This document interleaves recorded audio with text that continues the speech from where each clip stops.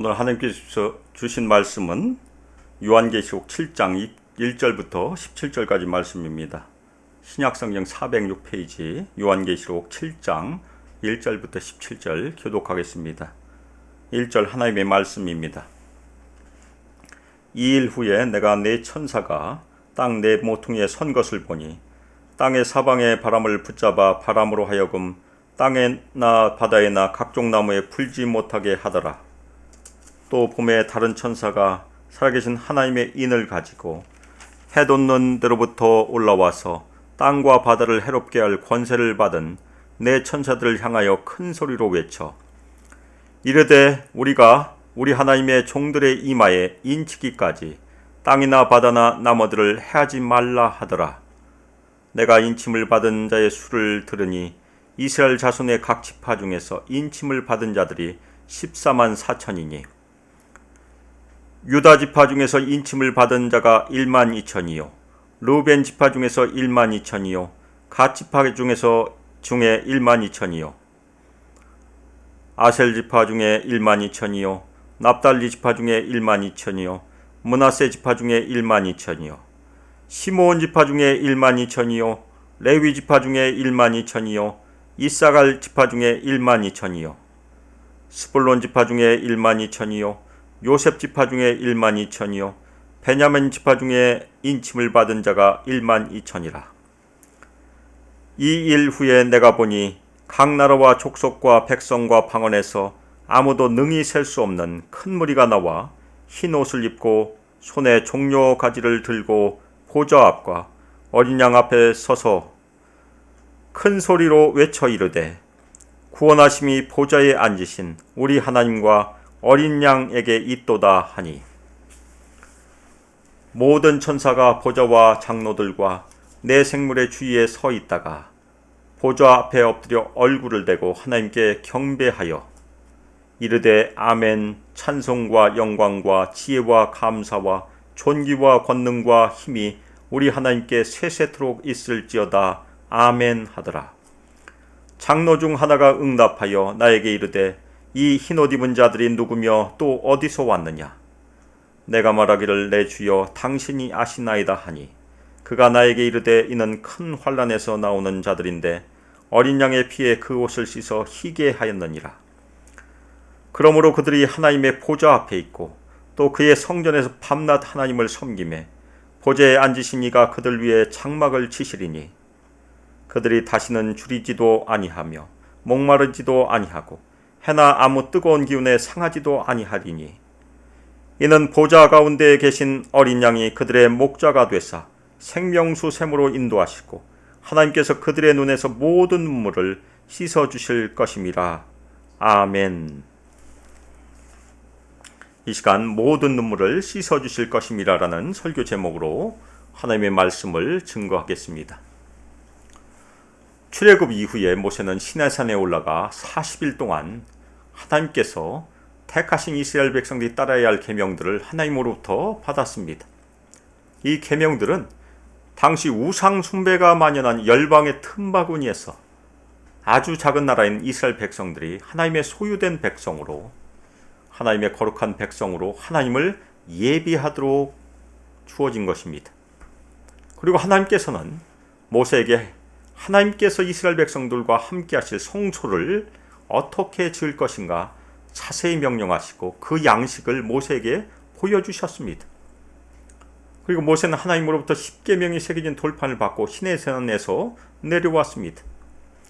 그런데 신약의 히브리서 8장 5절에서는 모세가 하나님의 명령을 받아 지은 성소는 하늘에 있는 성소의 모형이고 그림자라고 말씀합니다.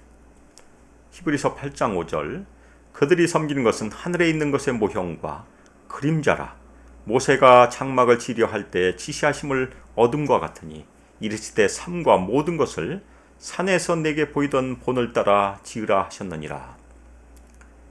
이는 지상의 성소는 하늘에 있는 하나님의 진정한 성소를 반영하고 있음을 말해주고 있는 것입니다. 마찬가지로 이 지상에 존재하는 하나님의 교회 공동체와 성도들 또한 이 지상에서의 존재가 분명히 있습니다. 그리고 천상에서 종말적으로 존재하는 하나님의 교회 공동체와 성도들의 모습도 있습니다. 따라서 오늘 말씀을 통해서 우리는 천상에서 종말적으로 존재하는 성도들의 모습을 어떻게 이 지상의 삶에서 반영해야 하는지를 같이 살펴보려고 합니다.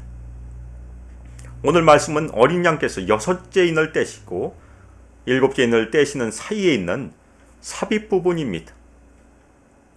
이 삽입 내용엔 두 가지 환상이 존재하는데, 첫 번째는 하나님의 인을 맞은 14만 4천이 소개되고, 두 번째는 하늘에 있는 각 나라와 족속과 백성과 방언으로부터 선택받은 많은 수의 무리가 소개됩니다. 오늘 1절 말씀에 먼저 이 일 후에 요한은 네 천사가 땅에 네 모퉁이에 선 것을 보았다고 얘기합니다. 이 일 후에라는 말은 시간적인 순서이기보다는 환상의 논리적인 순서로 이해합니다. 요한이 새로운 환상을 소개하고 있는 것입니다. 땅의 네 곳은 동서남북의 우주적인 네 방위를 의미합니다. 따라서 이 땅의 네 곳은 땅 전체를 포함하고 있습니다. 이 네 천사들은 땅의 네 바람들을 잡고 있는데, 이 바람은 종종 파괴적이고 악에 대한 하나님의 심판의 일부분으로 사용이 됩니다. 따라서 땅의 네 바람은 하나님께서 땅에 있는 사탄의 추종자들을 심판하기 위해 사용하는 힘을 상징하고 있습니다. 그런데 이 네 바람은 네 천사에 의하여 지금 붙잡혀 있습니다. 네 천사가 네 바람을 붙잡고 있다는 말은 무엇입니까? 앞으로 네 천사가 네 바람을 놓게 될 날이 올 것이란 얘기입니다. 만일 그 네 천사가 네 바람을 놓게 되면 하나님으로부터 더 큰 심판이 올 것이란 것을 말해주고 있습니다. 네 천사는 바람이 땅이나 바다나 나무에 풀지 못하도록 네 바람을 붙잡고 있는데, 이는 세상에 임하는 심판을 지연시키고 있다는 말입니다. 요한은 다른 천사를 보았습니다. 다른 천사가 해 돋는 곳으로부터 올라온 것을 보고 있습니다. 이 다른 천사는 살아계신 하나님의 인을 가지고 있습니다. 이 하나님의 인이란 말은 그 인이 참되고 영원하신 하나님께 속해 있는 인이라는 것을 말해줍니다. 다른 천사가 네 천사에게 큰 목소리로 외쳤습니다. 그런데 그 네 천사는 땅과 바다를 해할 수 있는 권세를 받은 천사라고 요한이 설명하고 있습니다. 따라서 이 네 천사는 세상의 심판을 위해서 보냄을 받은 천사들입니다. 다른 천사가 네 천사에게 말했습니다. 땅이나 바다나 나무를 해하지 말라. 이 말은 세상에 임하는 하나님의 심판을 지연시키려는 그런 부름입니다. 다른 천사가 우리 하나님의 종들의 이마에 인치기까지 심판을 지연시키라고 말하고 있습니다. 하나님의 종들의 이마에 인을 친다는 것은 요한계시록 14장 1절에 의하면 하나님의 종들의 이마에 어린 양의 이름과 그분의 아버지의 이름을 새기는 것을 말합니다. 요한계시록 14장 1절, 또 내가 보니 보라, 어린 양이 시온산에 섰고 그와 함께 14만 4천이 서 있는데 그들의 이마에는 어린 양의 이름과 그 아버지의 이름을 쓴 것이 있더라. 따라서 인을 친다는 것은 하나님의 소유된 백성임을 확증하는 일입니다. 그리고 인을 이마에 받음으로 하나님의 종들은 하나님의 심판의 대상이 되지 않습니다. 하나님께서 악한 세상을 심판하실 때에 이마에 하나님의 인을 맞은 자들은 하나님께서 영적으로 보호하신다는 그런 의미입니다. 요한은 인침을 받은 자의 수를 들었습니다. 요한은 이스라엘 자손의 각 지파에서 인침을 받은 자들이 14만 4천이라고 그 숫자를 말합니다. 이 14만 4천이라는 숫자는 12 곱하기 12 곱하기 1000이라는 구성에서 왔습니다. 10이라는 숫자와 1000이라는 숫자에서 14만 4천 명은 충만함과 완전함을 상징합니다. 먼저 12는 12은 이스라엘의 12지파의 숫자에서 왔지만 신약 성경에서 더 이상 인종적인 이스라엘을 구분하지 않기 때문에 더 이상 이 사람들을 인종적인 유대인으로 이해할 필요는 없습니다. 이 14만 4천의 숫자는 문자적으로 이해하는 것보다는 약속으로 구약의 백성과 그 성취로서의 신약의 백성을 함께 포함하는 하나님의 교회 공동체 전체를 상징적으로 보여주는 것으로 해석합니다. 5절에서 8절까지 보면 14만 4천 명이 열거가 되는데 유다 지파 중에서 인침을 받은 자가 1만 2천입니다. 그리고 루벤, 갓, 아셀, 납달리, 므낫세, 시몬, 레위, 이사갈, 스불론, 요셉, 베냐민 지파 순으로 각각 1만 2천 명씩 계수가 되어 있습니다. 다윗이 맨 먼저 등장한 것은 어린 양 대신 예수 그리스도께서 유다 지파로부터 오셨기 때문일 것입니다. 그리고 레위 지파가 12지파에 포함되어 있습니다. 그리고 에브라임 지파가 보이지 않는데 에브라임 지파는 요셉 지파로 대신 표기된 것으로 저희가 이해할 수 있습니다. 그런데 단 지파가 계수에 빠졌다는 것이 특징적입니다. 왜 빠졌을까? 아마도 단 지파가 구약에서 우상 숭배에 빠졌던 악행 때문에 빠진 것이 아닌가 그렇게 해석하기도 합니다. 만일 단 지파가 우상 숭배 때문에 제외되었다면 저희가 2장 3장에 나와 있는 7개에 대한 메시지를 상기하면서 우상 숭배에 대한 경고의 말씀과 연결할 수 있습니다. 예심 대신에 우상에게 넘어가게 되면 단지파처럼 제외될 수 있음을 경고하는 말씀으로도 저희가 이해할 수 있습니다. 그리고 각 지파에서 계수된 12,000명은 모세가 광야에서 전쟁에 나갈 만한 자들을 계수한 사건과 병행관계를 이루고 있습니다. 따라서 12,000명씩 계수된 그 숫자는 하나님의 군대를 상징한다고도 해석합니다. 따라서 이 14만 4천 명은 이 지상에서 예수 그리스도의 복음을 들고 영적인 전투를 하는 하나님의 교회 공동체를 상징적으로 보여주고 있습니다. 이 14만 4천 명은 지상에 있는 하나님의 교회 공동체입니다. 따라서 오늘 말씀에서의 첫 번째 환상은 이 지상에서 하나님께서 구원하시는 성도의 충만한 수가 차기까지는 세상의 마지막 심판이 지연되고 있다는 것을 말해주고 있습니다.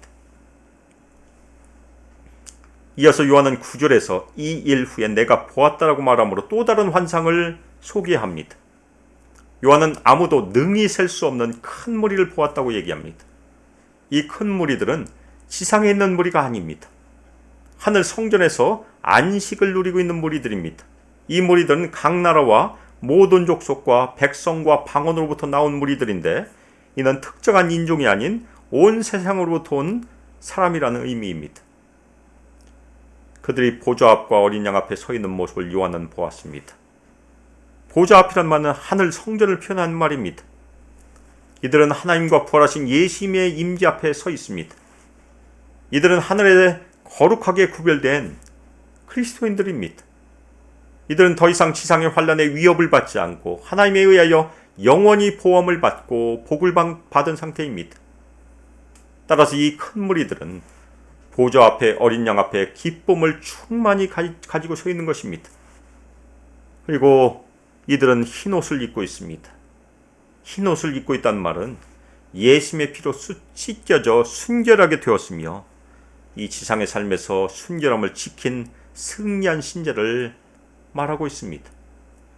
또한 이들은 손에 종려 가지를 들고 있습니다. 종려 가지를 흔드는 것은 군대 승리를 축하하기 위한 것을 보여주고 있는 것입니다. 따라서 손에 종려 가지를 들었다는 것은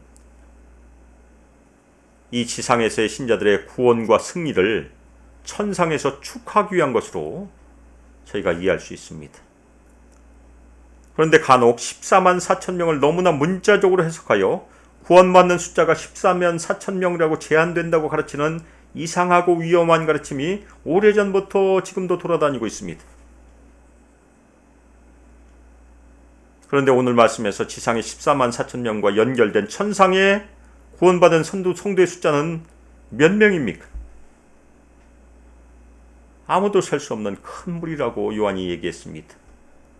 따라서 구원받은 성도의 숫자는 아무도 셀 수 없는 큰 무리라는 면에서 구원받는 숫자가 제한된다는 거짓 가르침을 저희는 배격할 수 있습니다. 이 큰 무리들이 큰 소리로 찬양을 합니다. 구원하심이 보좌에 앉으신 우리 하나님과 어린 양에게 있도다. 아멘. 신자들의 구원은 모든 악과 사망으로부터의 구원입니다. 그리고 신자들의 구원의 모든 공로는 하나님과 어린 양 되신 예수 그리스도로 돌아갑니다. 그리고 천상의 신자들은 그 구원의 공로가 하나님과 어린 양께 있음을 기쁘게 인정하고 찬양하고 있습니다.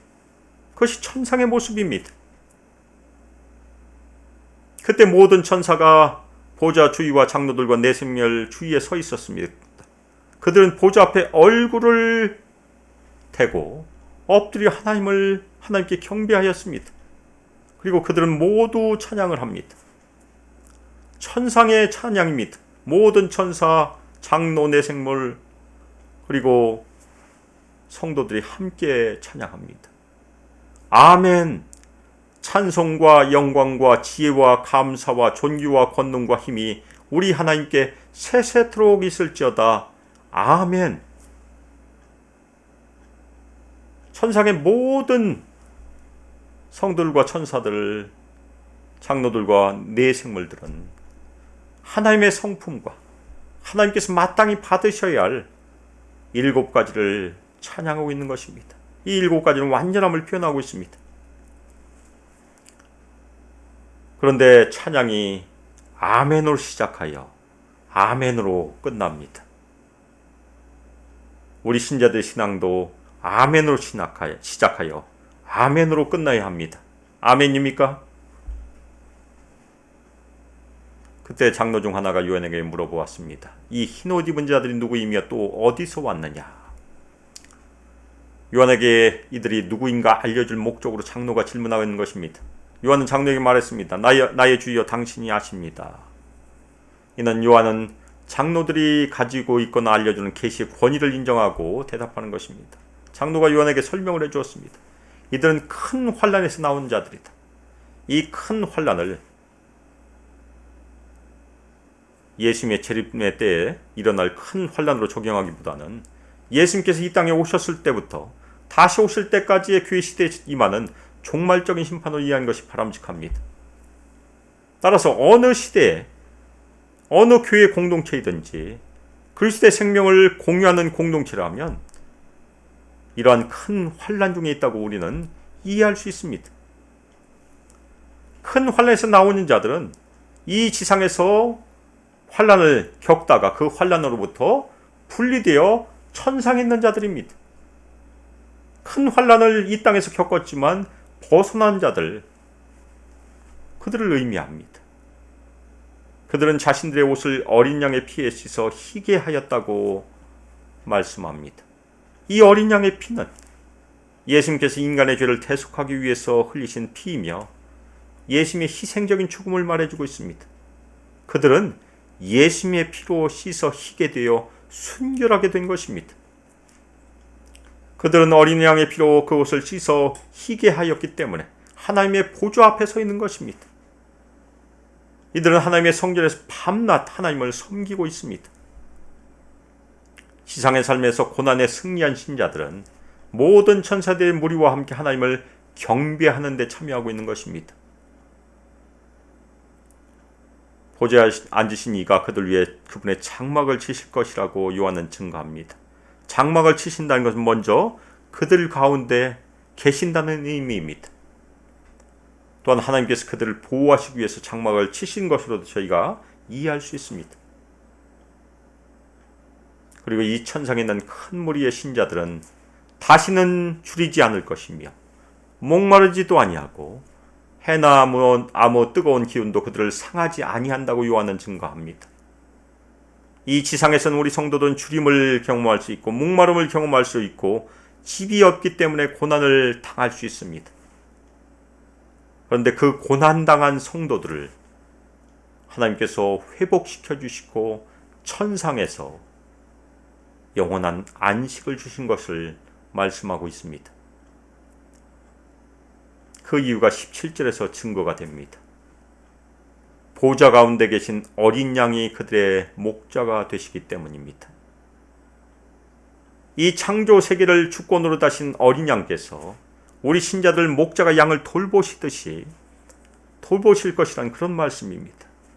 그리고 어린 양께서 그들을 생명수 샘으로 인도하시고 하나님께서 그들의 눈에서 모든 눈물을 씻어주실 것이기 때문입니다. 이 말씀은 우리 성도들 지상에서의 모든 고난이 천상에서 끝났음을 말해주고 있는 것입니다.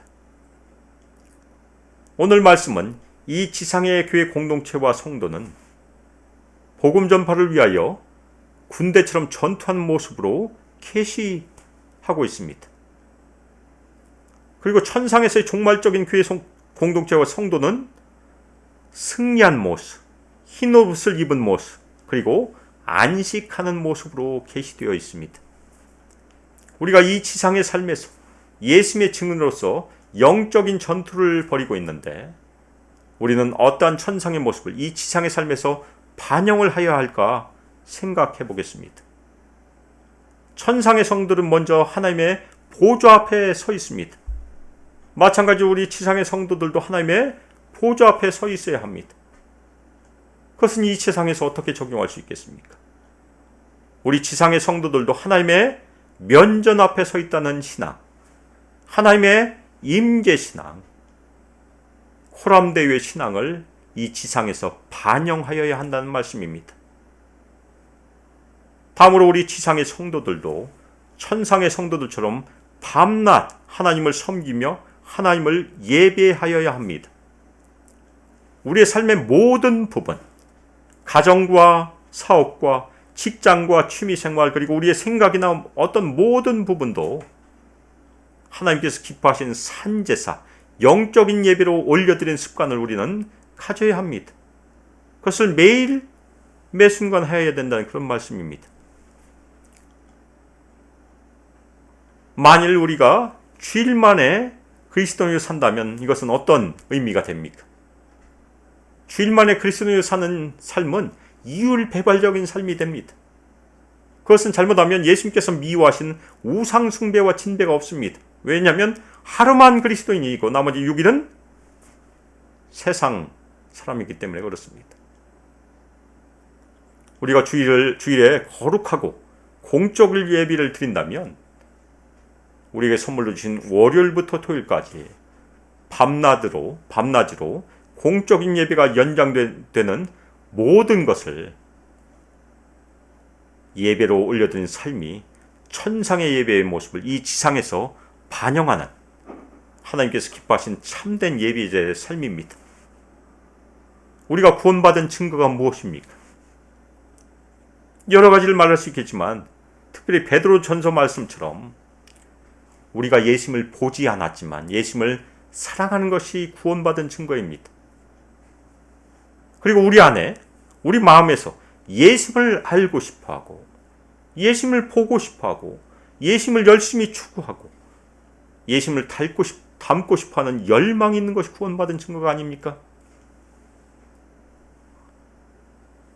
예수님에 대해서 아무런 관심이 없다면 어떻게 우리가 구원받았다고 얘기할 수 있겠습니까? 만일 우리 안에 예수님을 닮고 싶어하는 열망이 있다면 당연히 우리는 이 세상의 삶에서 예수님께서 우리에게 본을 보이셨던 것처럼 그리고 천상의 성도들이 하는 것처럼 당연히 하나님 면전에 서서 감사함으로 삶의 모든 부분을 하나님께 예배로 드리게 될 것입니다. 왜 그렇습니까? 예수 그리스도의 영이 우리 안에 있기 때문에 그렇습니다. 사랑하는 소망교회 성도 여러분, 우리는 이미 하나님의 소유이며 하나님의 거룩한 백성입니다. 그리고 우리 안에 이미 성령을 선물로 주시고 예수님을 사랑하는 마음을 하나님께서 선물로 이미 주셨습니다. 우리 모두 어려운 시기에 하나님께서 그분의 아들의 피로 우리의 죄를 씻어 희게 하셨음을 마음에 새기고 늘 감사함으로 하나님의 면전에 서서 우리 삶을 밤낮으로 하나님께 참된 예배로 올려드리는 천상의 예배를 이 지상에서 실천하기를 주 예수 그리스도의 이름으로 축복하며 기도합니다. 아멘. 이제는 주 예수 그리스도의 은혜와 하나님의 사랑과 성령님의 감동하심이 이 땅에서 예수 그리스도를 전심으로 사랑함으로 이 지상의 삶에서 하나님의 면전에 서는 신앙으로 코람데유의 신앙으로 그리고 밤낮으로 삶의 모든 부분에서 하나님을 예배한 삶으로 하나님께 영광을 올려드리기를 결단하는 저희 수많게 모든 성도들 위해 함께하기를 주 예수 그리스도의 이름으로 축복하며 기도합니다. 아멘.